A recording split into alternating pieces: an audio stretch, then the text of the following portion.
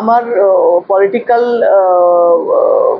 ভাবনাতে নয়, মানুষ হিসেবে বলতে পারি, পলিটিক্যাল রাজনীতির কথা নয় বা রাজনৈতিক দলের কথাতে বলছি না। আমি এটা বলতে পারি যে সবসময় শান্তি চাই, কারণ যুদ্ধ কোনো দেশকে, যুদ্ধ এমন একটা জিনিস, জিতলেও হার, হারলেও হার।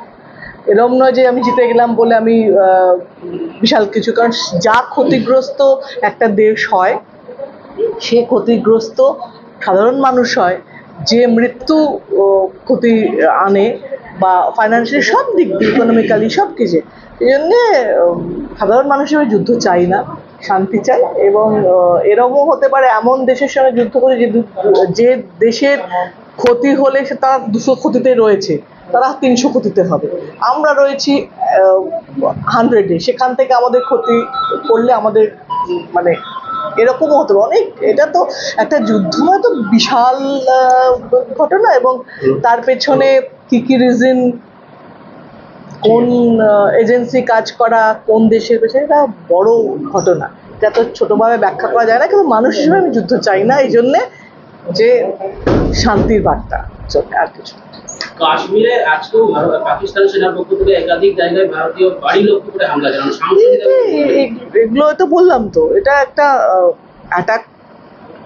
যুদ্ধ যদি নমুনা হয়, তাহলে একটা তো অ্যাটাক করলে আরেকজন উল্টো অ্যাটাক করবেই। সেটা তাতে তো বললাম যে ক্ষতিগ্রস্ত তো হবে সাধারণ মানুষ, ক্ষতিগ্রস্ত হবে বাচ্চারা, ক্ষতিগ্রস্ত হবে প্রত্যেকটা দেশ। সেটা দেশব্যাপী ভারতীয় জনতা পার্টির কর্মীরা প্রত্যেক মন্দিরে গিয়ে দেবী দুর্গার কাছে, মা কালীর কাছে, দেবাদিদেব মহেশ্বরের কাছে ভারতীয় সৈন্যবাহিনীর সাফল্য কামনা করছে, তাদের সুস্থ জীবন দীর্ঘায়ু কামনা করছে। এবং যে নৃশংস বর্বরতা পাকিস্তান দেখিয়েছে এবং দিনের পর দিন যে সীমান্ত পেরোনো সন্ত্রাসবাদ চলেছে, তার একটা শেষের প্রয়োজন। তাকে একদম মূল থেকে উচ্ছেদ করে ফেলা প্রয়োজন, এবং সেটা করতে দেশের প্রধানমন্ত্রী নরেন্দ্র দামোদর দাস মোদী প্রতিজ্ঞাবদ্ধ। আমরাও আজকে এসেছি। সেনাবাহিনীর এই প্রত্যাঘাত, যে এতগুলো সিঁদুর যারা মুছে দিয়েছিল, যারা ধর্মের নামে বিভাজন করে, হাতে কারোর শাঁখা পলা দেখে, কারোর মাথায় সিঁদুর দেখে, কারোর হাতে লাল তাগা দেখে যারা গুলি চালিয়েছিল তাদের স্বামীদের মাথায়, আজকে কিন্তু তারা অন্তত একটু হলেও শান্তি পেয়েছে। তো সেটার জন্যই আজকে আমাদের মিষ্টি খাওয়াচ্ছি মানুষকে, দেবীর কাছে প্রার্থনা করলে। ওরা মানে কারা, আমরা কারা?